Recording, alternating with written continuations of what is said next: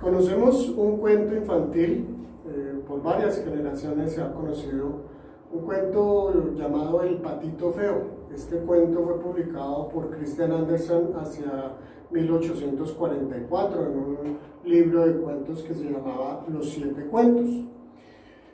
Los conocedores de este cuento saben, pues si tienen presente que esta historia narra la de un patito, supuesto patito, que al nacer es rechazado por sus hermanos, pues es bastante diferente a lo que ellos conocen como los patitos. Es más grande, es desgarbado, en fin. Así que después de varias situaciones duras con sus hermanos y también con su mamá, finalmente él decide dejar su hogar. También se encuentra a lo largo de este camino que va recorriendo durante el invierno en situaciones bastante difíciles.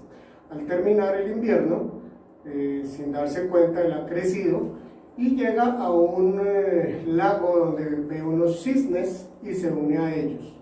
Misteriosa y extrañamente, estos cisnes no lo rechazan, los cisnes lo reciben y le hacen caer en cuenta, por el reflejo de su imagen en el agua, que él también es un cisne. Este es el final de este cuento, donde finalmente él se da cuenta que no era un patito feo, como todos le decían, sino que era un cisne muy hermoso. Esto pasa lamentablemente con las personas hoy en día. Lamentablemente este patito desde su nacimiento no tuvo la oportunidad de dimensionar cuál era su identidad. Así nos sucede. Las personas, y en particular para nuestra meditación de hoy, los cristianos, no llegamos a dimensionar realmente quiénes somos. Si este patito hubiera conocido desde el principio quién era, seguramente su vida habría sido bastante diferente. Por eso entonces he querido llamar la reflexión de hoy insignificantes pero gigantes. Y es un texto el que hoy vamos a tocar aquí en Apocalipsis 1 al 7. Es un texto que nosotros vamos a profundizar y vamos a dimensionar de una manera cuál es nuestra identidad. Por eso el subtítulo es Dimensionando nuestra identidad. Vimos anteriormente respecto a la literatura apocalíptica que pues en la Biblia hay diferentes géneros, entre ellos está el género literario de la literatura apocalíptica. Hay géneros de narrativa, de poesía, de la ley, sapiencial, profecía, evangelios, en fin, hay varios géneros. Y como ejemplo, pues mirábamos que no es lo mismo leer una poesía como Rin Renacuajo que leer la historia de nuestra patria o la historia de la vida de un personaje importante, Antonio Nariño u otros héroes. Sabemos que la forma de acercarnos a estos géneros, por ser diferentes, también nosotros debemos acercarnos de una forma diferente. Recordábamos que el género literario es un género que tiene sus características, donde están usando varios símbolos. Hay símbolos de animales, de colores, de números, los cuales quieren de alguna manera mostrar un mensaje en clave. ¿Por qué? Porque generalmente este género literario es escrito en momentos de dificultad. Entonces, para evitar un mayor peligro de los que escriben y de los que escuchan este mensaje, se escriben cosas que solamente van a entender a quienes va dirigido este tipo de mensaje. Por ejemplo, hay una frase que en Uruguay la entienden perfectamente, pero que nosotros en Colombia no la entendemos y muy difícilmente llegaríamos a comprenderla. Es una frase que dice: más apurado que Rivera en India muerta. Si nosotros perteneciéramos a ese mundo, a esta cultura, a este país, seguramente lo entenderíamos fácilmente de qué se trata. Asimismo, ellos no entenderían una frase como una que nosotros usamos aquí en Colombia, que es: el cuchito estiró la pata. Sabemos muy bien qué quiere decir, aunque no se nombra la palabra muerte y no se nombra la palabra anciano, se está diciendo que un anciano falleció. Asimismo, entonces, en la literatura apocalíptica hay modismos, hay símbolos, hay unos lenguajes que son unas frases, hay unos términos que pertenecen a la cultura en el tiempo en que fue escrito, y en este caso de los mismos judíos, de quien escribió este texto, específicamente hoy refiriéndonos al libro de Apocalipsis. Entonces, en la literatura apocalíptica encontramos que hay dualismo, se habla del bien y del mal, que está el mundo espiritual, y cuando nosotros entonces nos referimos al Apocalipsis, como está aquí, seguramente vienen a nosotros imágenes por cosas, por conceptos que nosotros hemos visto que se manejan alrededor de este término. Y aquí vemos entonces la imagen de unos mundos que se están destruyendo, que se están despedazando, unas catástrofes inmensas, ¿cierto? Y es algo que se encuentra dentro del libro del Apocalipsis, pero no es realmente lo que debe identificar, no es el centro del mensaje de este libro del Apocalipsis. Vamos entonces a ir respondiendo a unas preguntas de manera muy corta que seguramente todos nos haríamos. La pregunta primera es, ¿qué es el Apocalipsis? ¿Qué es? Desde luego, el Apocalipsis es un libro de la Biblia escrito mayormente en un género apocalíptico, pero también contiene el género epistolar y el profético. Esto entonces hay que tenerlo presente para cuando nos acercamos a interpretar, a entender de qué trata este libro. También, ¿qué significa este término? Pues es importante, en griego es apokalupsis. Apokalupsis es un término griego que quiere decir develar o mostrar o sacar de lo encubierto, de lo oscuro, es decir, descubrir. Imaginémonos cuando se va a inaugurar un edificio o una escultura, generalmente hay una placa que se cubre o la misma escultura está cubierta. Entonces, si quitamos esa tela que está cubriendo, quiere decir que ese es el apocalipsis de ese término, de eso que estamos descubriendo. Ese sería un apocalipsis en un término, en un significado griego. Sería entonces también necesario saber cuándo fue escrito. ¿Cuándo fue escrito este libro? Fue escrito, hay diferentes interpretaciones, pero la más aceptada es que seguramente fue escrito en el tiempo del emperador Domiciano. Recordemos que el pueblo de Israel se encontraba bajo el dominio del Imperio Romano. El Imperio Romano entonces estuvo gobernado por el emperador Domiciano entre los años 81 al 96, hubo una gran persecución, y se cree que en este tiempo fue escrito este libro, así que había peligro. Y esta es una de las características que ya hice referencia con respecto a la literatura apocalíptica. Muy bien, vamos entonces a mirar también quién lo escribió. Aquí nos detenemos un poquitito, y para esto pues vale la pena que miremos ya el inicio de este texto bíblico, es decir, aquí en el capítulo 1, versículo 1. Dice así: esta es la revelación de Jesucristo que Dios le dio para mostrar a sus siervos lo que sin demora tiene que suceder. Jesucristo envió a su ángel para dar a conocer la revelación a su siervo Juan. Entonces aquí podemos entender diferentes cosas. Rápidamente podríamos decir, ¿quién escribió el libro de Apocalipsis? Pues Juan, ¿cierto? Entre otras cosas, aceptamos muchos creyentes, y por varios siglos se ha aceptado que fue el apóstol Juan.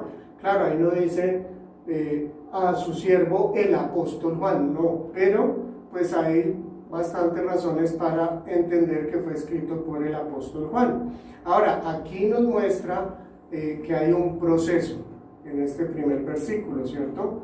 ¿Quién lo escribió? Según termina este primer versículo, dice, para dar a conocer la revelación a su siervo Juan. Desde luego fue Juan quien lo escribió, podemos imaginarnos al anciano Juan, ya en esta época, fue Juan el que lo escribió, pero lo recibió el mensaje de ¿quién? De acuerdo a lo que dice este texto, que Jesucristo envió a su ángel, así que Juan recibió el mensaje del ángel que Jesús envió, pero a su vez Jesús recibió esa revelación de Dios, porque dice, esta es la revelación de Jesucristo que Dios le dio para mostrar a sus siervos. Entonces, fue Dios quien le dio, Dios el Padre le da este mensaje a Jesús, Jesús entonces le da este mensaje al ángel y el ángel se lo entrega a Juan.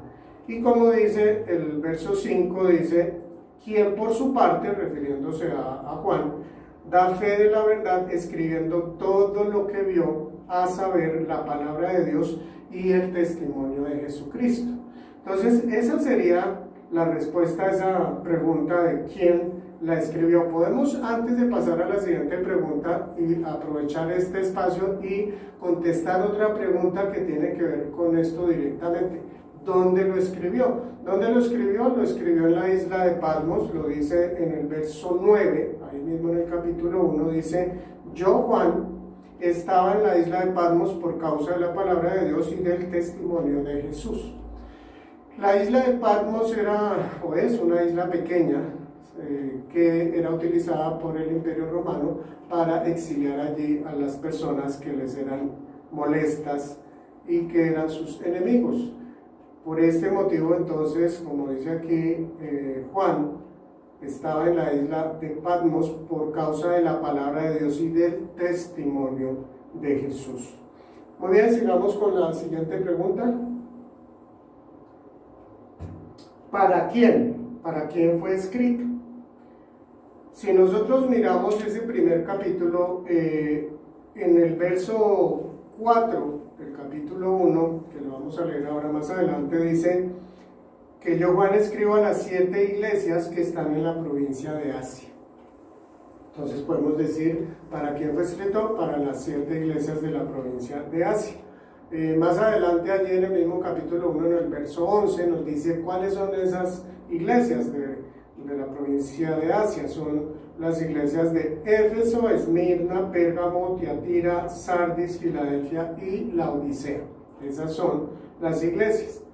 Pero, recordando bien lo que dice, empezando este verso 1 del capítulo 1, que dice, es la revelación de Jesucristo que Dios dio para mostrar a sus siervos, lo que sin demora tiene que suceder. Este mensaje es entonces escrito para los siervos. ¿Quiénes son los siervos? Los siervos, que ese mismo término se puede traducir como esclavo, quiere decir que son personas que tienen un señor, y en este contexto y en este caso se está refiriendo para los siervos de Jesús. Es decir, si tú eres siervo, si tú eres un creyente, tienes a Jesús como tu Señor, este mensaje es para ti y es para mí, es para el pueblo cristiano, para los creyentes. Fue escrito entonces esto para los creyentes. La siguiente pregunta entonces es, ¿cuál es su mensaje central? Su mensaje central, básicamente, desde que comienza hasta que termina, y de alguna forma que tiene que ver con el resto de la Biblia, está diciendo que todo, absolutamente todo, está bajo el control de Dios. Está diciendo que la historia y el futuro le pertenecen a Dios. La historia y el futuro le pertenecen a Dios, y que Dios tendrá sin lugar a duda la victoria final. Dios tendrá sin lugar a duda la victoria final. Y al final la iglesia de Jesucristo triunfará. ¿Pero por qué va a triunfar? No porque tenga pues toda una organización maravillosa y totalmente autosuficiente, no. La iglesia triunfará porque Cristo, en el final del tiempo, Él habrá triunfado.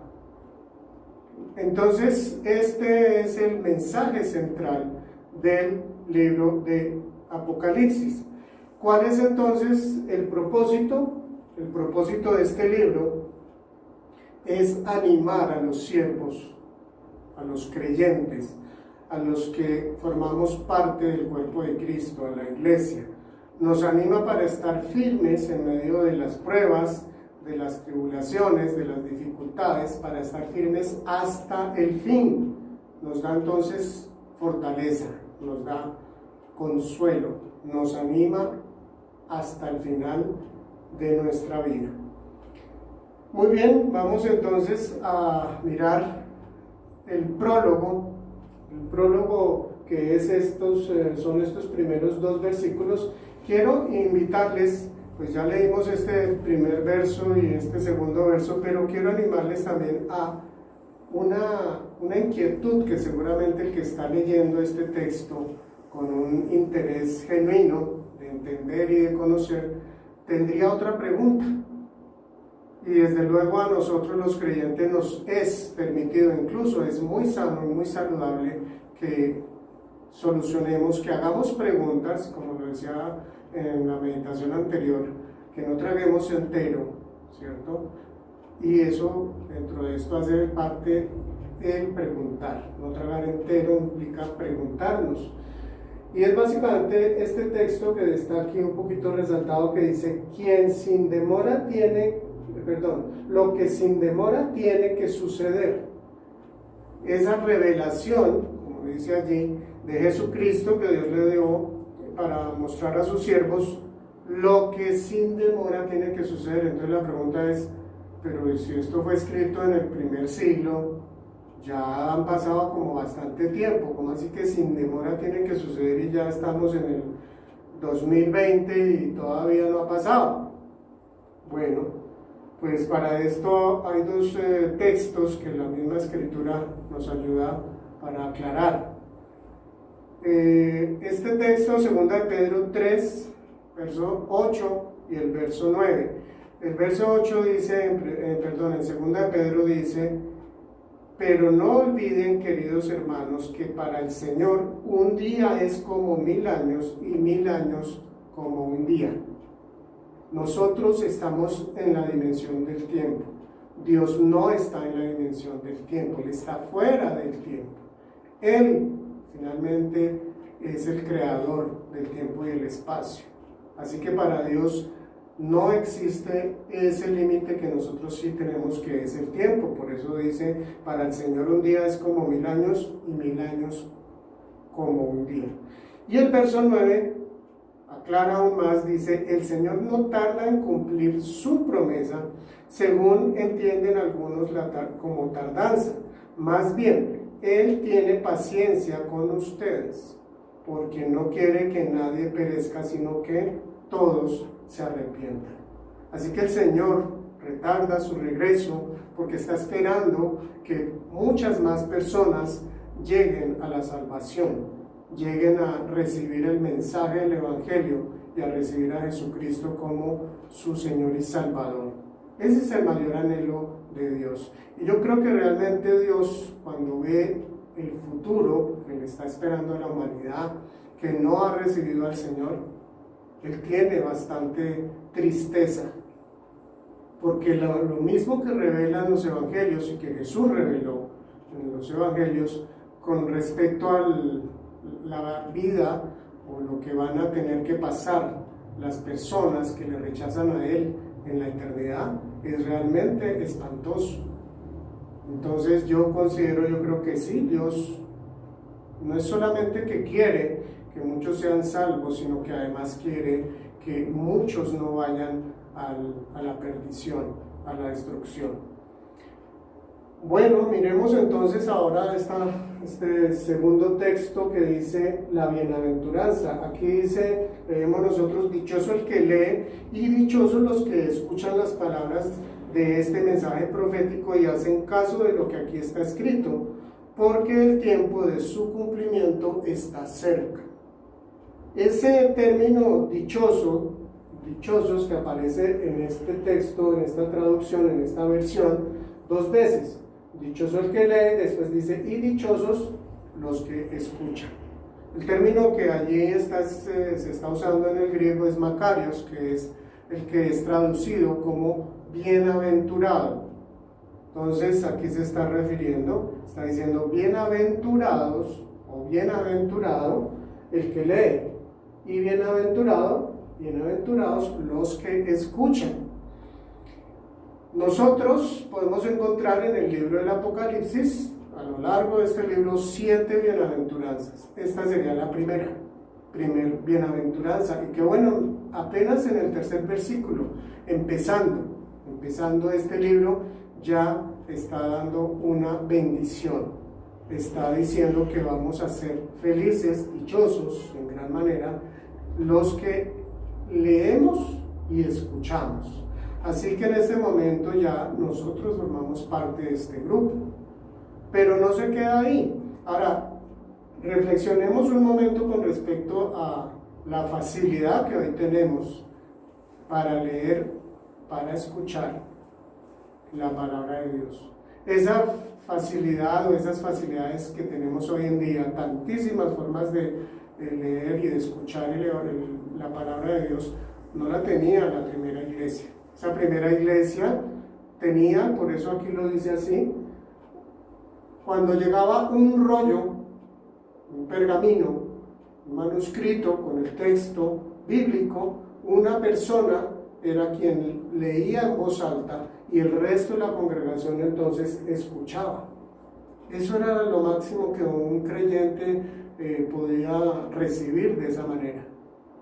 No podía cargar un rollo debajo del brazo con un texto de Apocalipsis o del Evangelio de Juan, o en fin, no era posible. No vendían en las papelerías los pergaminos, ¿cierto? Desde luego no había ni siquiera papelerías. Entonces, hoy nosotros somos muy privilegiados. Qué bueno que nosotros seamos conscientes de esto y asimismo entonces lo aprovechemos. Busquemos bastante de una manera proactiva el alimentarnos de la palabra de Dios, el ser bendecidos por medio de estudiar la palabra. Así que aquí nos está invitando este texto a pasar tiempo, a apartar tiempo y a estudiar el mensaje del Señor. Ese es un texto que es para ti y es para mí. Pero miremos lo que dice enseguida, dice: dichoso el que lee, dichosos los que escuchan las palabras de este mensaje profético y hacen caso de lo que aquí está escrito. Y hacen caso de lo que aquí está escrito, porque el tiempo de su cumplimiento está cerca. Entonces, no es solamente escuchar o leer, sino poner en práctica. Es hacer la palabra de Dios que forme parte de mi vida, que me cambie, que me transforme, que los pensamientos que yo tengo, que son opuestos, que son diferentes, contrarios a la palabra de Dios que yo he aprendido por mi cultura, por amigos, por familiares, etc., esos conceptos deben de ser cambiados por la palabra de Dios, ¿cierto? Porque si vamos a ser bienaventurados no es solamente escuchar, leer y escuchar, es hacer caso de lo que aquí está escrito. Entonces vamos ya a esta tercera parte, que es el saludo y la doxología. De pronto usted, bueno, entiende qué quiere decir saludo, todos lo sabemos, pero doxología, ¿qué es eso? Esa palabra simplemente quiere decir adoración, alabanza a Dios. Eso es una doxología. Entonces aquí el apóstol Juan está continuando su mensaje a partir aquí del verso 4. Y dice: yo, Juan, escribo a las 7 iglesias que están en la provincia de Asia. Las 7 iglesias.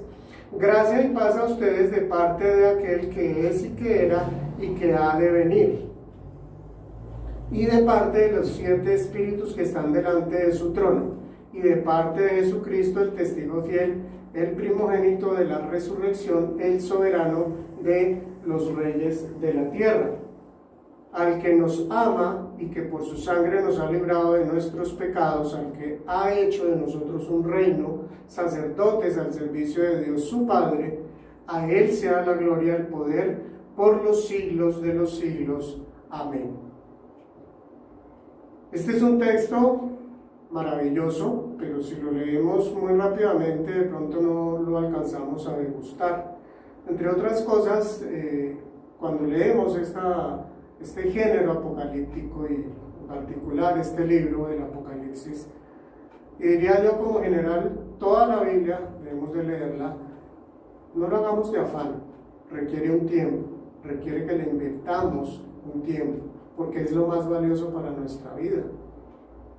Entonces, en este caso, quiero invitarles a que miremos estos 3 versículos y disfrutemos realmente la gran riqueza que estos textos nos están mostrando, nos están dando.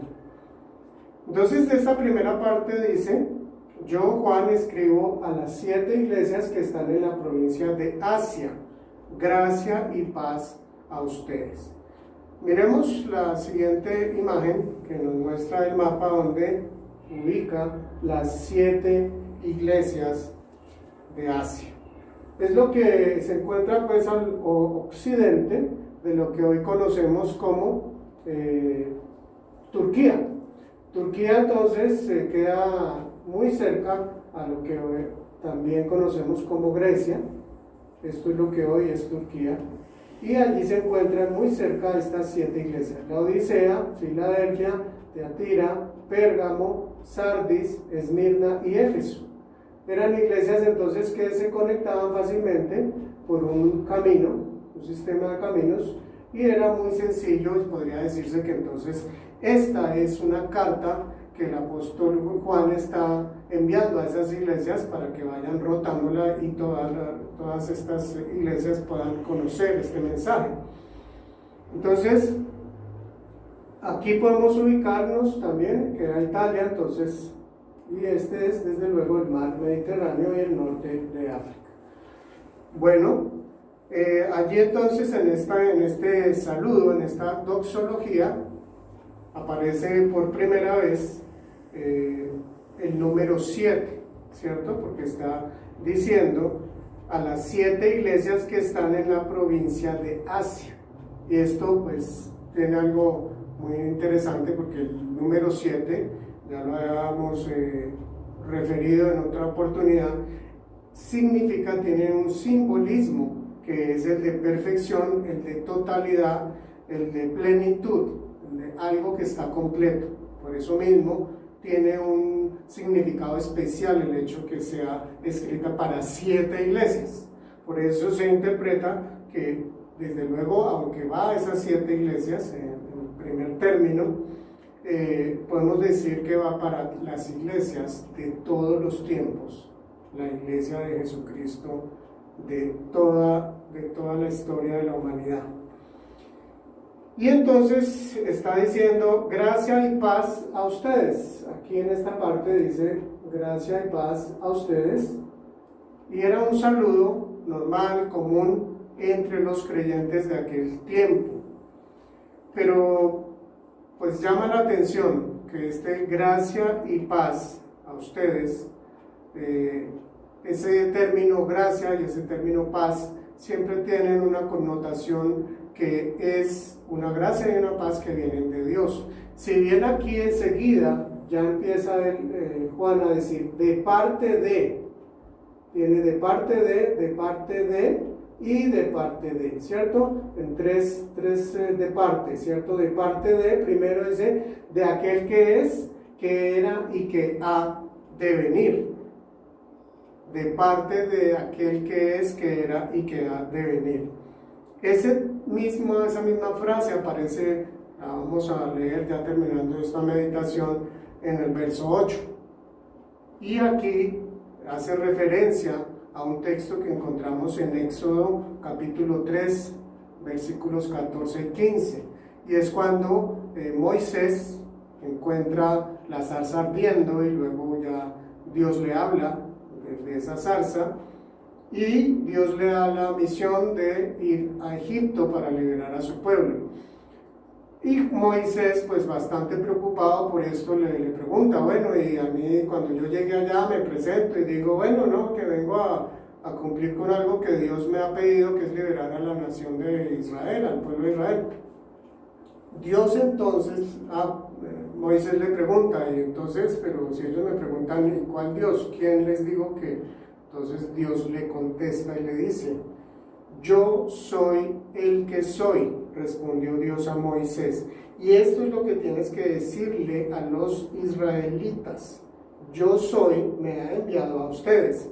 Además, Dios le dijo a Moisés, diles esto a los israelitas, el Señor, el Dios de sus antepasados, el Dios de Abraham, de Isaac y de Jacob, me ha enviado a ustedes. Este es mi nombre eterno, este es mi nombre por todas las generaciones. Entonces esta primera parte está haciendo una referencia al que es, al que era y al que ha de venir, Dios el Padre. Así que esa gracia y esa paz, en ese saludo, viene primero de Dios el Padre, pero después entonces habla dice, y de parte de los 7 espíritus que están delante de su trono, 7 espíritus que están delante de su trono. Recordemos otra vez, aquí aparece por segunda vez el número 7. Nuevamente entonces está la plenitud, la totalidad perfecta del Espíritu Santo. Está hablando de los 7 espíritus. Podemos interpretarlo desde luego como el Espíritu Santo, la totalidad, la perfección. Y luego entonces dice, de parte de Jesucristo. Y bueno, ahí podía Juan haberle puesto un puntico y haber dicho listo, y de parte de Jesucristo. Pero no, Juan no se queda con esta parte, sino que viene entonces y agrega el testigo fiel, el primogénito de la resurrección, el soberano de los reyes de la tierra. Da entonces 3 títulos maravillosos, sorprendentes, diríamos espectaculares. Son 3 títulos que, si los profundizamos, también podríamos quedarnos aquí mucho tiempo.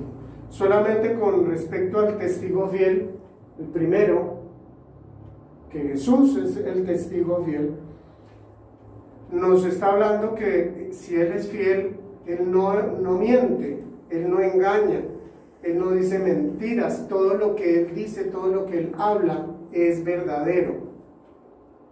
Así que qué bueno tener esto presente hoy en día en medio de un mundo que está lleno de tanto engaño, de tanta falsedad, de tanta mentira.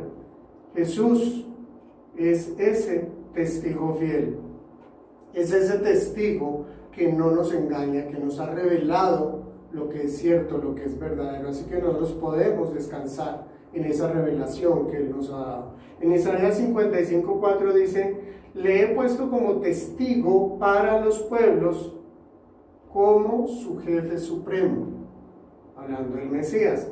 Y en 1 Timoteo 6:13, fíjense lo que dice el apóstol Pablo, dice, teniendo a Dios por testigo, el cual da vida a todas las cosas, y a Cristo Jesús, que dio su admirable testimonio delante de Poncio Pilato. Así que Jesús es el testigo fiel. Después, el siguiente título que hace aquí referencia con respecto a Jesús es el primogénito de la resurrección. El primogénito de la resurrección. ¿Por qué habla de esto, el primogénito de la resurrección? Miremos miremos Hechos 26, 22, 23. Cuando Pablo, el apóstol Pablo, está dando testimonio en la cárcel ante el rey Agripa, Herodes Agripa, dice así: no he dicho sino lo que los profetas y Moisés ya dijeron que sucedería, que el Cristo padecería y que, siendo el primero en resucitar, proclamaría la luz a su propio pueblo y a los gentiles. Así que Jesús es el primero, por eso dice el primogénito de la resurrección, es el primero que ha resucitado entre los muertos. ¿Por qué? Porque nos muestra la Escritura, Jesucristo mismo, que después, cuando Él regrese, los creyentes vamos también a resucitar, y todos resucitaremos, todos seremos entonces transformados cuando Jesucristo regrese. Y en Colosenses 1:18 el apóstol Pablo dice, Él es, refiriéndose a Jesús, Él es la cabeza del cuerpo que es la iglesia. Él es el principio, el primogénito de la resurrección para ser en todo el primero. Así que Jesús es el primogénito de la resurrección. Y por último, en esta parte dice, el soberano de los reyes de la tierra. También podría haber dicho simplemente el soberano de los reyes, pero aclara, de los reyes de la tierra. Hay muchas personas que llegan a tener hay pocas personas, pero a lo largo de la historia han sido varias, que llegan a tener o mucho dinero o mucho poder o las dos cosas juntas. Y tal vez de esas personas, los que mejor conocemos nosotros son los reyes. Los que llegan a ser reyes deberán siempre tener presente que solamente son reyes de la tierra. ¿Qué quiere decir esto? Que realmente no debería el ser humano nunca elevarse tanto, sino siempre tener presente que hay uno que es pero muy superior y muy poderoso junto a ese rey. Dice este texto, el soberano, o sea, el que gobierna, el que manda sobre los reyes de la tierra. Ese es Jesús, ese es mi Jesús, ese es tu Jesús, ese siervo fiel, el primero que resucitó, ese Dios soberano que gobierna. Ese es nuestro Salvador. Por eso les decía, estos son textos que si nos detenemos a mirar, tiene mucha riqueza, tiene mucho que disfrutar, que aprender y que es llenarnos de esperanza. Luego entonces, dice el texto a continuación, que viene a ser realmente la doxología, dice, al que nos ama y que por su sangre nos ha librado de nuestros pecados, al que ha hecho de nosotros un reino, sacerdotes al servicio de Dios su Padre. A Él sea la gloria y el poder por los siglos de los siglos. Amén. Aquí Juan cambia un poco el proceso en el que viene, y es como si él, después de recibir toda esta revelación, queda tan impactado que no puede más que arrodillarse y reconocer y darle gloria a Jesucristo. ¿Por qué? Por esto mismo que acabamos de ver, porque Él es el testigo fiel, el primogénito de la resurrección, el soberano de los reyes de la tierra. Y fíjense que aquí comienza al que nos ama no dice el que, sino al que nos ama. ¿Al que nos ama qué? Y da tres razones: al que nos ama y que por su sangre, al que nos ama que por su sangre nos ha librado de nuestros pecados, al que ha hecho de nosotros un reino, sacerdotes al servicio de Dios su Padre. Lo primero que dice aquí es al que nos ama. Jesús es realmente la manifestación del amor de Dios en su totalidad. Recordemos Juan 3:16. De tal manera amó Dios al mundo, que entregó a su Hijo Jesucristo, para que todo aquel que en Él crea no se pierda, sino que tenga vida eterna. Así que esta parte en la que Juan adora a Jesús, exalta a Jesús, nos recuerda también a Éxodo 19:6, especialmente en esta última parte. Tengamos presente al que nos ama, al que por su sangre nos ha librado de nuestros pecados. Él nos amó, aun siendo nosotros enemigos de Él, al que ha hecho de nosotros un reino de sacerdotes al servicio de Dios su Padre. Ese texto nos recuerda a 1 de Pedro 2:9, donde dice: pero ustedes son linaje escogido, real sacerdocio, nación santa, pueblo que pertenece a Dios, para que proclamen las obras maravillosas de aquel que los llamó de las tinieblas a su luz admirable. Este es un texto que Dios le había dado, esto se lo había revelado al pueblo de Israel en el momento en que Él les va a hacer entrega de la ley, de los 10 mandamientos. Esto lo encontramos en Éxodo 19:6. Les invito a mirarlo.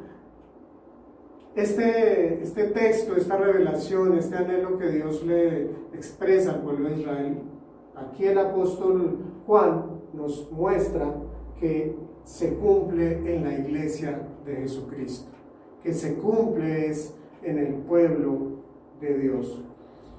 Así que podemos darnos cuenta que Jesús es el centro. Jesús es el centro de la revelación de la Escritura. Jesús es quien merece, como dice aquí, a Él sea la gloria y el poder por los siglos de los siglos. Amén.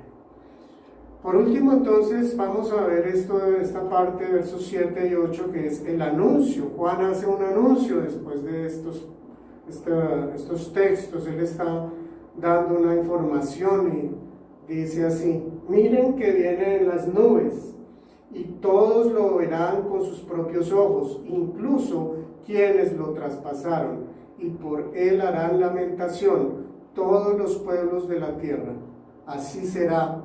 Amén.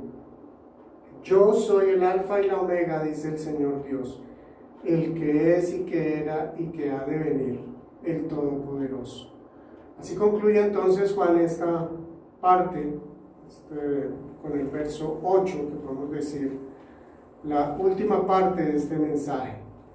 Pero de aquí, qué especial ver y reconocer que hay unos textos que se tomaron, que Juan, el apóstol, tomó del Antiguo Testamento, pero que Jesús mismo hizo uso de este texto. Es un texto que se encuentra en Daniel 7:13 y en Zacarías 12:10. Pero Jesús lo mostró, lo hizo referencia, habló de este texto en Mateo 24:30. Jesús dijo a sus discípulos, hablando del final de los tiempos, dice: la señal del Hijo del Hombre aparecerá en el cielo y se angustiarán todas las razas de la tierra. Verán al Hijo del Hombre venir sobre las nubes del cielo con poder y gran gloria. Esto lo dijo Jesús, citando un texto del Antiguo Testamento, específicamente aquí, Daniel 7:13. Este Daniel 7:13 dice así: en esa visión nocturna vi que alguien con aspecto humano venía entre las nubes del cielo. Se acercó al venerable anciano y fue llevado a su presencia, y se le dio autoridad, poder y majestad. Y esta otra parte, cuando habla de la lamentación, hace referencia a Zacarías 12:10, que dice: harán lamentación por el que traspasaron, como quien hace lamentación por su hijo único. Llorarán amargamente como quien llora por su primogénito. Así que miremos cómo será el regreso. Aquí está hablando Juan del regreso de Jesús.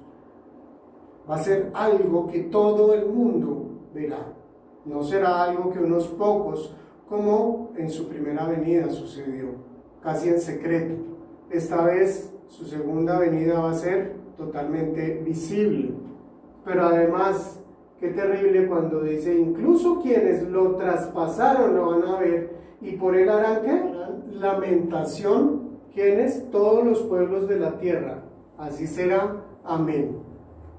Todas las personas que no han recibido a Cristo, los reyes, los gobernantes, tendrán que aceptar en este momento a Jesús, pero habrán lamentación, habrá un pánico terrible y espantoso. Y concluye este texto diciendo: yo soy el Alfa y la Omega, dice el Señor Dios, el que es y que era y que ha de venir, el Todopoderoso. Así que alegrémonos. Te invito a que estemos siempre de ánimo a pesar de las dificultades y las situaciones. ¿Por qué? Porque absolutamente todo está bajo el control de Dios. Absolutamente todas las situaciones y circunstancias están bajo el control de Dios. La historia y el futuro le pertenecen a Dios. Él es el dueño de la historia y el futuro del ser humano. Dios además tendrá sin lugar a duda la victoria final. De esto es lo que nos habla, estos aspectos nos muestra la literatura apocalíptica y entre estos desde luego el Apocalipsis.